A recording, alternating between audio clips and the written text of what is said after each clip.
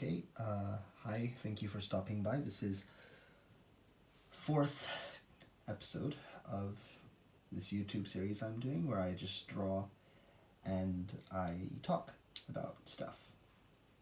And today I have a new piece of paper. I finished, last time I managed to finish one I'd been working on for a while, which was this one here, the Bordeaux Black one. Finally managed to finish it up, and today I have a new one.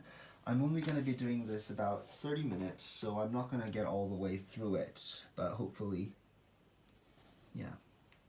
Let me just zoom in. I just recently found out you could do this, so, perfect. Okay, great, here goes. I hope I don't kick the stand like I did last time. Okay, so I have two colors here. This here is, like I said, it's a shikishi, and I have a smaller one as well. Where did that go? Here it is. So you have a smaller one like this, which I think is quite pretty, but I think I feel like doing something a little bit on a bigger scale today. So I did have the other ones you might have seen until now have been more that the frame has been embossed with some flowers, but this one is just a plain kind of a gold, and I like it. The type of gold it is similar to the gold leaf used in a lot of Nihonga, which is traditional Japanese painting. So I think that'd be nice. I'm just trying to choose which of these two pens I should be using. They're both from Signo Uniball 0.38. This one is khaki and this one is brown. So let me just try them out on some white paper, and then I'll see which one I like better. So let me see which one is better suited. Okay, that's kind of dark. And this one is more light.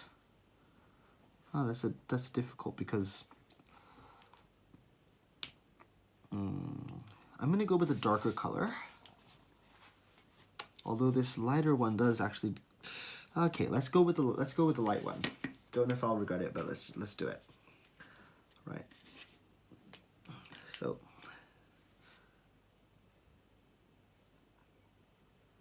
I usually start, in any case, I think of the circle as a clock. This is 12 o'clock, and I'll usually start around 10 o'clock, and I'll work my way this way. Of course, if you're left-handed, you might work your way from 2 o'clock or so down this way, but I like to fill it out like so.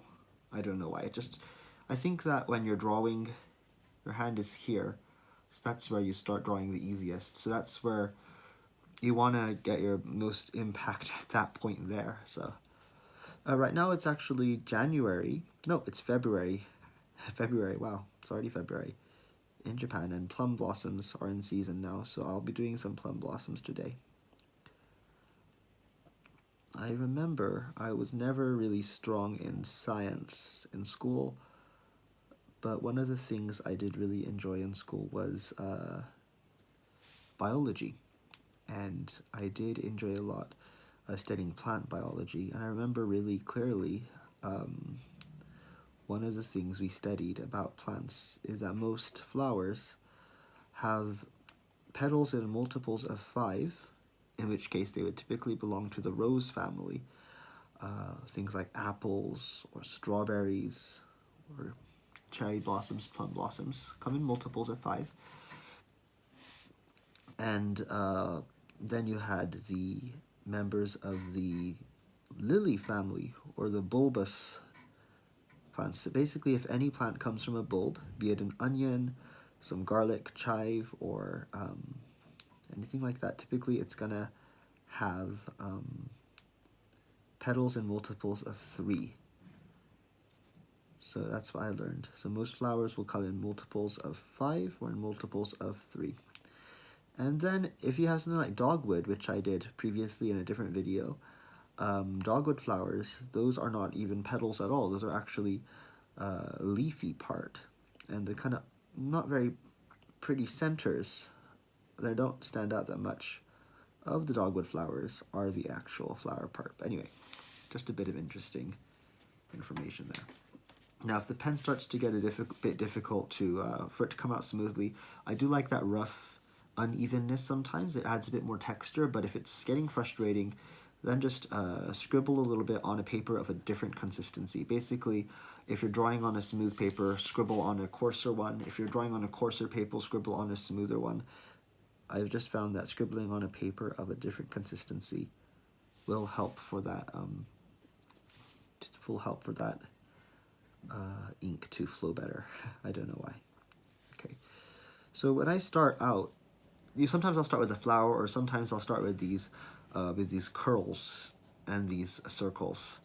Today I just don't really know what I'm doing or where I'm going with this. So yeah, some of my days start like that. I don't really have an idea of where my day is going, but then it turns out okay. So okay, so that seems like not a terrible start. I want to do some plum, so what I'm going to do is, one thing that is very unique about plum is that the branches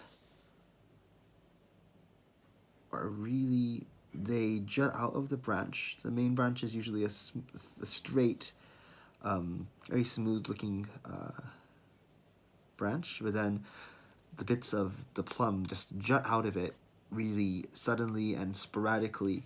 It's not like a pretty cherry blossom tree, which looks like your stereotypical tree, but plum blossoms are a bit gnarlier, a little bit more difficult to read in that way.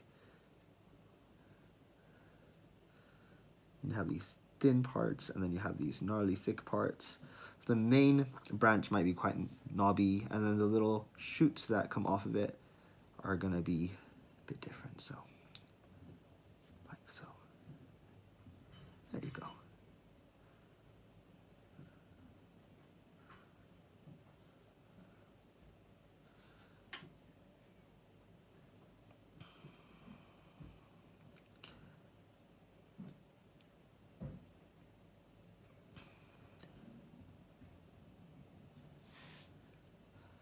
Vincent van Gogh was actually a big fan of Japanese, of old Japanese ukiyo-e art. So he actually copied some Japanese lithograph prints. We call them ukiyo-e, and he would copy them, and he would basically make his own versions of them very similarly. He did a really good one of plum blossoms. I wonder if I have it on my wall.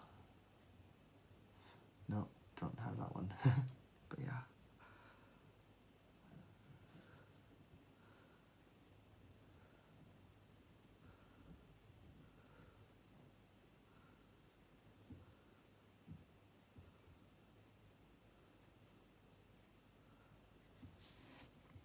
Okay. So to draw a plum blossom, what I'm going to do is, don't know if you can see, I guess you're watching from upside down. That's the thing, when I'm drawing with these videos, you're going to be watching me upside down. Let's see if I can zoom in just a little bit more.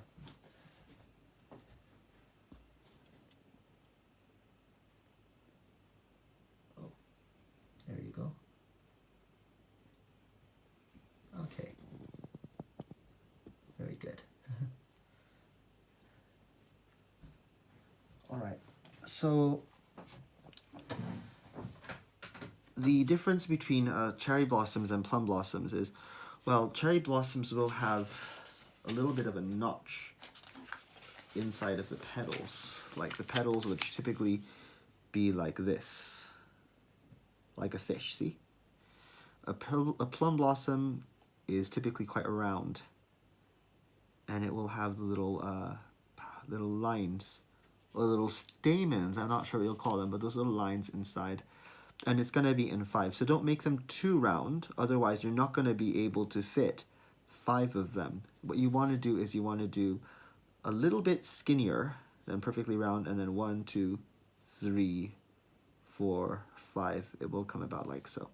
Takes a little bit of practice, but once you get used to it, it's okay.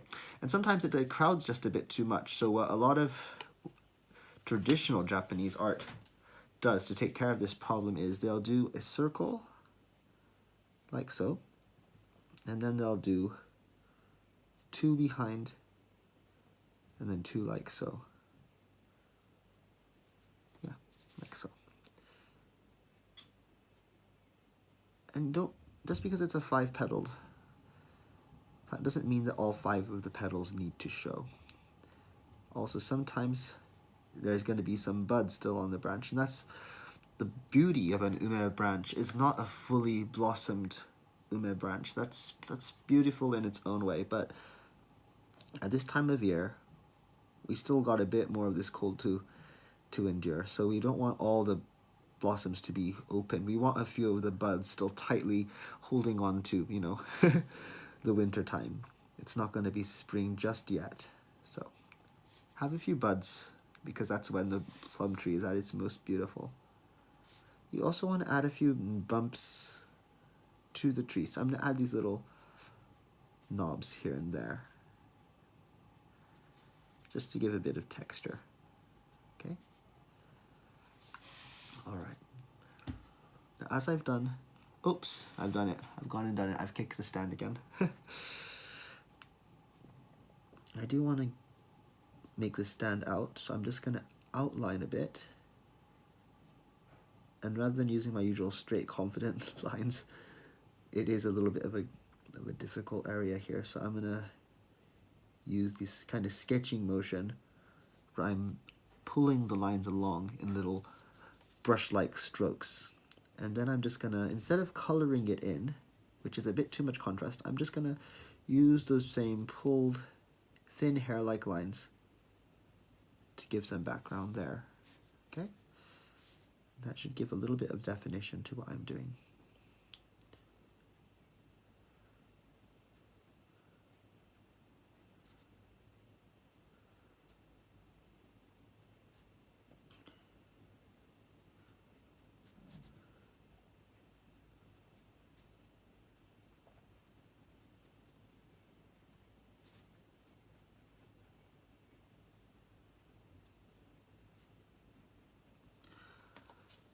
One impression I do get from Japanese art as opposed to Western art is that the themes were, now I don't know, maybe I'm wrong, I've not studied art history here, but if you look at medieval art, the themes are usually religious as opposed to natural. Any nature or flora or fauna inside the scenery is only there to serve the purpose with the narrative of the biblical story or whatever is being told.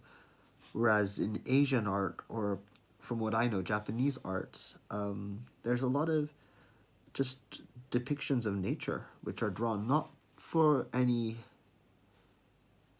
narrative in particular, but just to depict or to preserve that scene in nature as it is. And that was, I guess, you know, artists could still live as artists without needing to draw religious themes. Now, I'm not saying I dislike religious art or all religious art. I do just like a lot of religious art, but I'm sure it has its place. And of course, religion in art has, of course, shaped what we have today. But I do appreciate that Japanese art has gone back further without the need to be depicting some sort of an agenda, just to depict that nature in its own state. And I appreciate that. And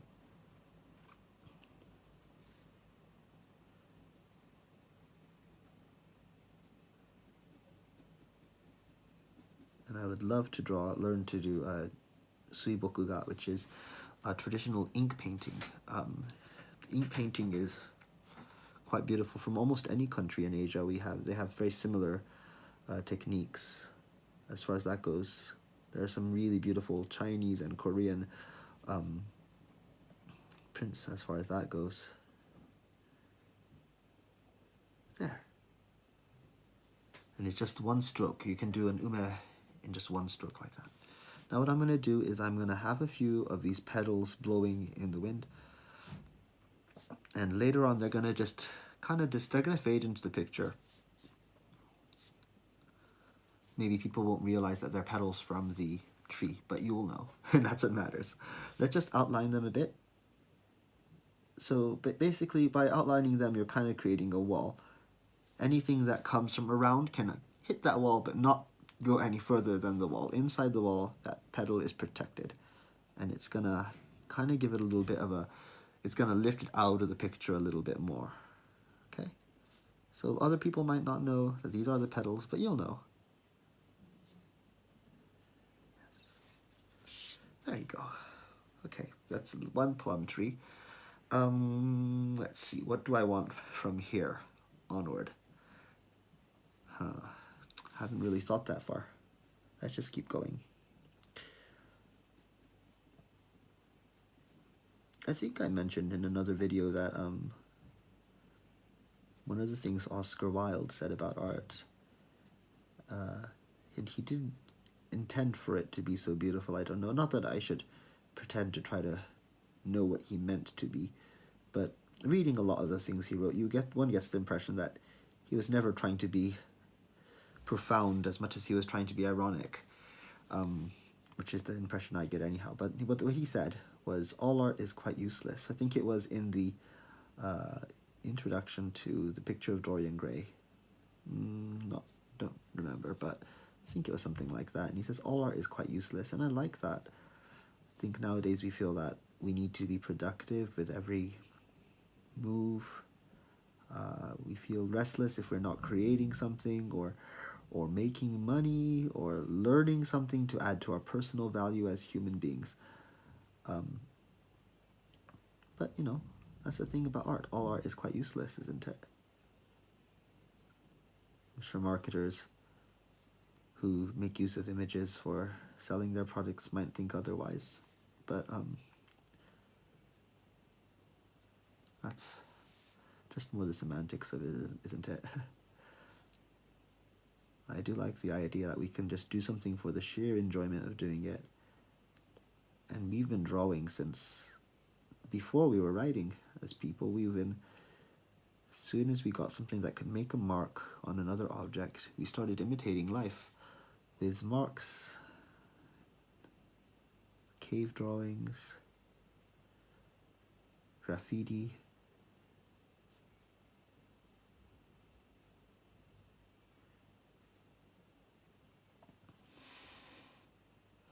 I think a lot of us, when we imagine life back in those days, you might imagine that everyone was just busy trying to survive. But, you know, the fact that someone had the time to leisurely pick up some stone and draw something, possibly just for entertainment, does paint a different picture of what life was like back then.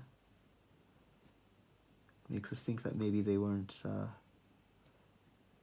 not everything depended on survival, that there were moments of leisure and of peace. There, I've done a flower there. And like I've explained before, when you do a flower, just do some pulled little lines from the center just to give that illusion of depth. There you go. And with the ume as well, I'm going to do that because I'd failed to do that earlier. Just a few little lines. There. Okay, so let's see. What do I want next? Perhaps a butterfly.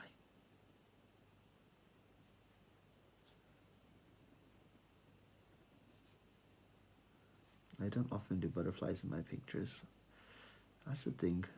I get this, I really like animals. I like drawing animals, but there's this really kind of a mismatch, you might say, in that the animals in my drawings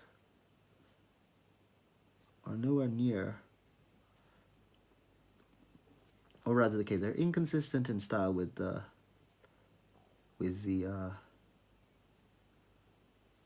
with the fauna. The flora and the fauna are quite different in style. So I might have drawn some elaborate flowers, and then I'll put in one of my frogs. And I think if you've seen one of my frogs, you'll think you'll. Some people find that juxtaposition humorous. Some people find it deliberate. Some people say, I like how you really draw those, kind of cute flowers, beautiful flowers, and then you draw this very kind of crude looking fox or giraffe. I like that you're doing that so deliberately. It's not deliberately, it's just I'm not very good at drawing animals. As much as I love to do it, I'm just not very good. It's just the sad truth of it. But no one needs to know.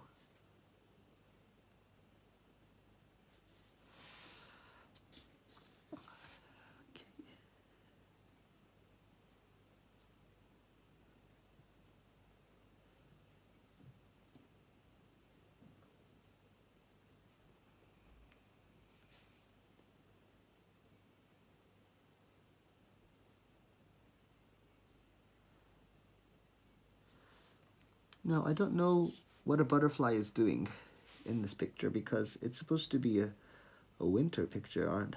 But I don't think I've ever seen a butterfly in winter.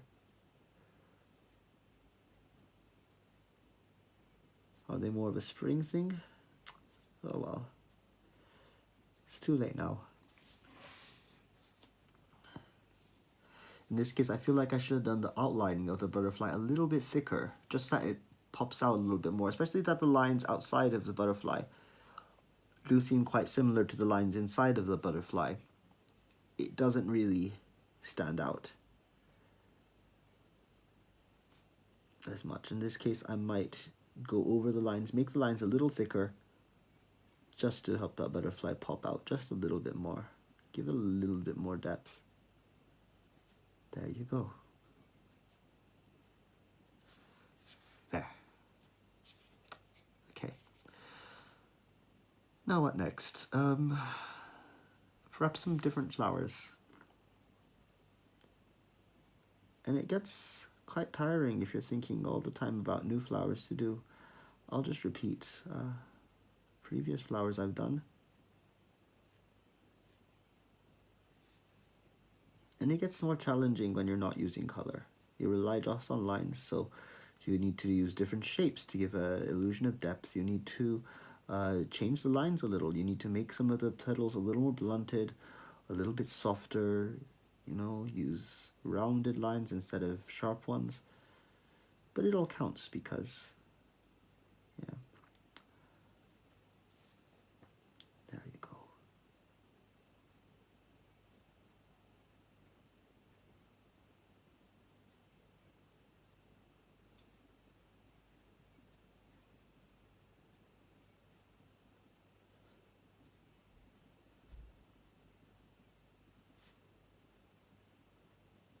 Oh, I don't dislike that at all.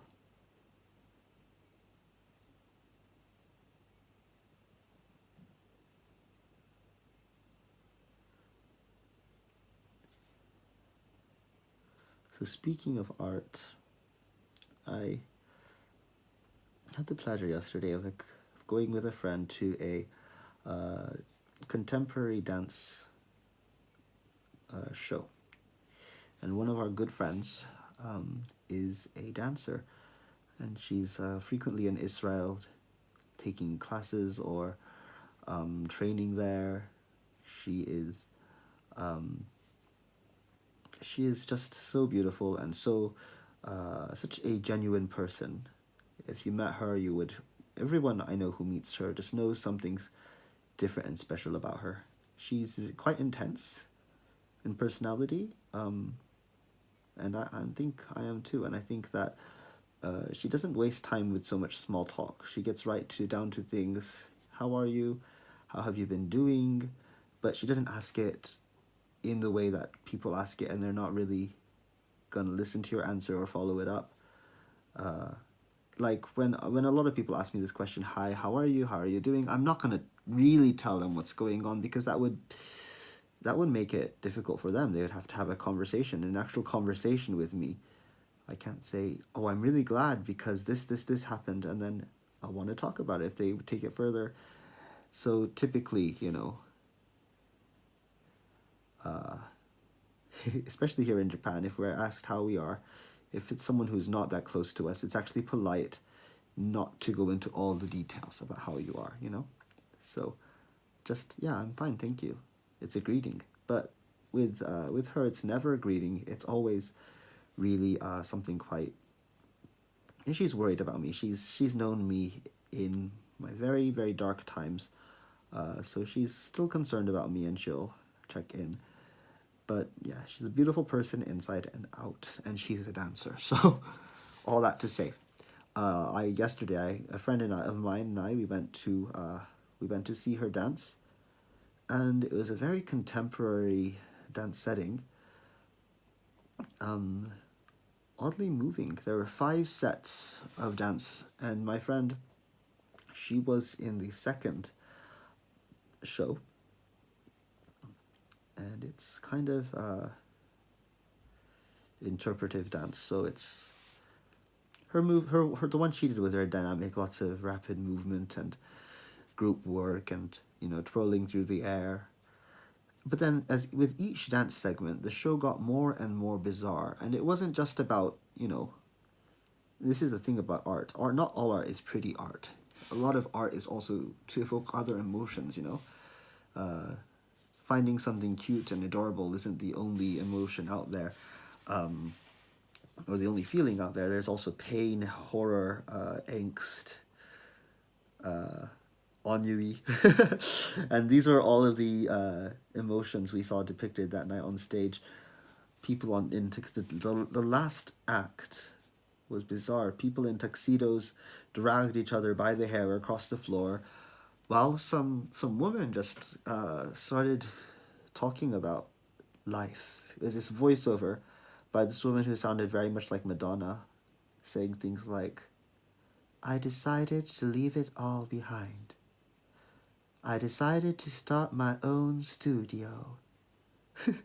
I baked him a pumpkin pie." These are actual things she said.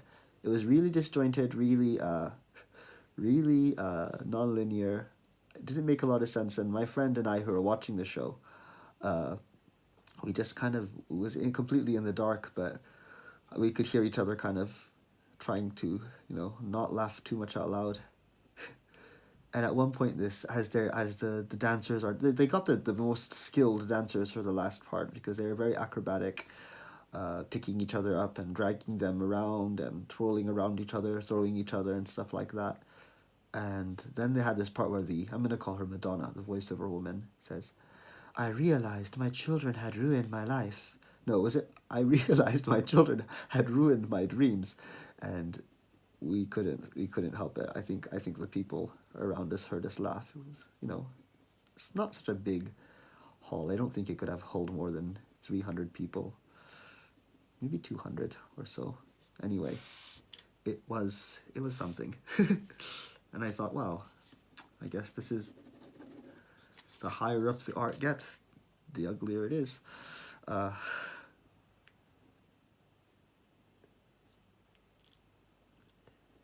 that's art, isn't it? It's relative value.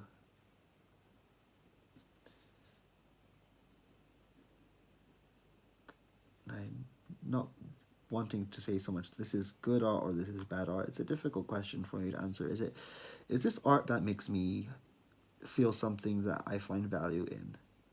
I think people say that, good art is something that makes you feel something, but, making me feel disgusted, it succeeded, but, it's not the same, is it? So I think that good art is something that makes you feel something meaningful, or something that is something of value. So that's how I've come to redefine, through this experience, my definition of good art.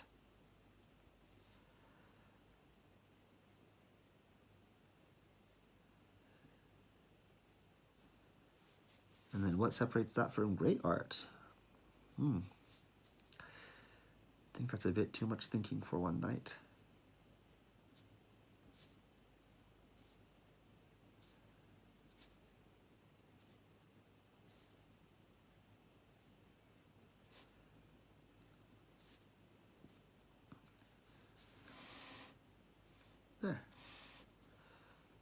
These lines are quite different from my usual lines today. I think I'm not doing the usual bursts.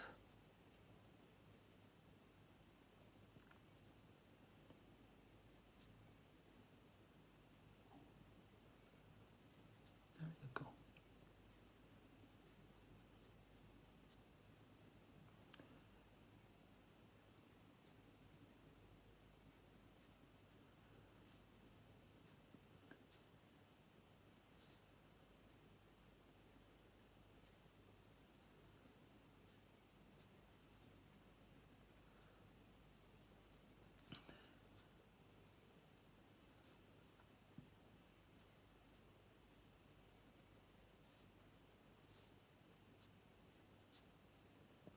Yeah, so in some of the other drawings I've done, let me just bring one over.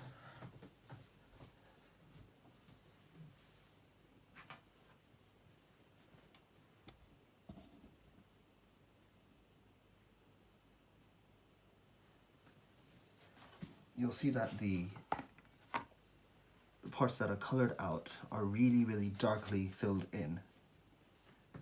Whereas with this one, the lines are much more fine. Much more, like so. You see? So they're not as, doesn't take as long to fill them in. So that might be the difference there. Well, it's been 30 minutes. I'm gonna call it one session for now. Okay, well, thank you for dropping by. Hope to see you again next time. Goodbye.